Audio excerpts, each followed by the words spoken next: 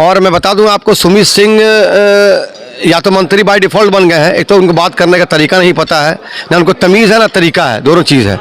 वो बदतमीज़ किस्म के मंत्री हैं। और मैं तो चैलेंज किया था इससे पहले कि सुमित सिंह जी, आप जिस विधानसभा से लड़ते हैं, हो सकता है मैं भी उसी विधानसभा जाकर लड़ लूँ आपके साथ। मैं चुनाव, मैं खुद मेरी दिली ख्वाहिश है कि मैं आपके साथ चुनाव लड़ूँ। नमस्कार, आप देख रहे हैं डी न्यूज़ और मैं हूं अभिषेक मिश्रा। इस वक्त हम भारतीय कुश्ती महासंघ से जुड़े एक शख्सियत के साथ हैं। हालांकि बिहार की राजनीति के भी बड़े नाम हैं, बिहार की राजनीतिक शख्सियत भी हैं, इमाम गजाली साहब।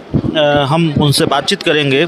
कुश्ती पर बात होगी और राजनीतिक कुश्ती पर भी बात होगी, क्योंकि राजनीति के अखाड़े के भी बड़े पहलवान हैं। तो सबसे पहले ये जो हम देख रहे हैं आयोजन हुआ, उसमें जो मल्ल युद्ध है, उस परंपरा को फिर से जीवित करने की तैयारी है। आपको आपका बहुत धन्यवाद। आपका आप पुराने मुलाकात है आपसे हैं। ये महाबली, इनको कहते हैं शहनशाह वक्त, महाबली रमासरे पहलवान जी। इनका मैं इतनी भी तारीफ़ करूँ कम। इन्होंने एक पूरे हिंदुस्तान का नाम रोशन किया था और अभी भी हैं। वो एक हिंदुस्तान की धरती के एक मायनाज हस्ती हैं वो। और मैंने भी इंटर कॉलेज कुश्ती में लड़ा हूँ मगध यूनिवर्सिटी में, और गोरखपुर, राजस्थान, मैंने यहाँ कुश्तियाँ वहाँ जाके लड़ी हैं। तो मुझे इससे बहुत उनसियत है। और ये कुश्ती हमारे रोम रोम में बसा हुआ है।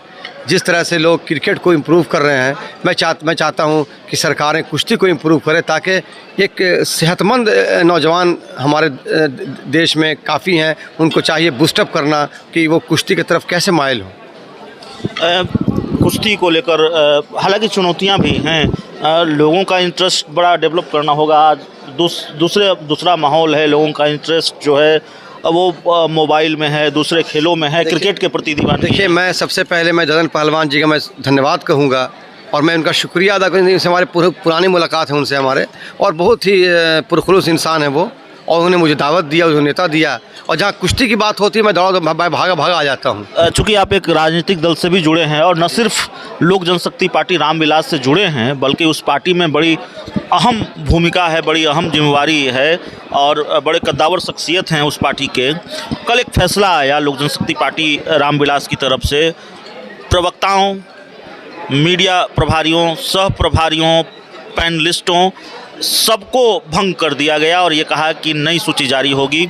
हमारे पास जो जानकारी है, कईयों की छुट्टी भी हो सकती है। तो ये बड़ा एक्शन उपचुनाव के बाद सामने आया। देखिए, हमारे राष्ट्रीय अध्यक्ष के आगे कुछ नहीं होता है। हमारे राष्ट्रीय अध्यक्ष उनकी सोच बहुत आला है। मैं उनकी जितनी तारीफ़ करूँ कम है, और मैं खुशनसीब हूँ कि मैं उनके साथ में शान बशाना में काम कर रहा हूँ। और उनका अपना फ़ैसला है किनको हटाना है, किनको लाना है। मैं तो एक अदना सिपाही हूँ उनके पार्टी का। हाँ, मुझे वो जो काम मुझे वो देते हैं, मैं उस काम को बखूबी अंजाम देता हूँ। चाहे कुशेश्वर स्थान का आप लें, मैं रेगुलर वहाँ 10 दिन रहा, और हमसे जहाँ तक हुआ मैंने कोशिश किया, मेहनत किया, और अपनी नए सिंबल के साथ, हेलीकॉप्टर का जो नया सिंबल, मैं वहाँ उस जगह पे हम लोग उतरे और काफ़ी मेहनत किया। हाँ, मुझे बहुत खुशी है अपने राष्ट्रीय अध्यक्ष जनाब चिराग पासवान साहब, उनका जो हौसला है, जो उनका जो स्टैमिना है, मैं उनको सैल्यूट करता हूँ, उनके हौसला को, उनके स्टैमिना। बिहार सरकार के मंत्री सुमित कुमार सिंह तो कह रहे हैं कि हेलीकॉप्टर उड़ ही नहीं पाया।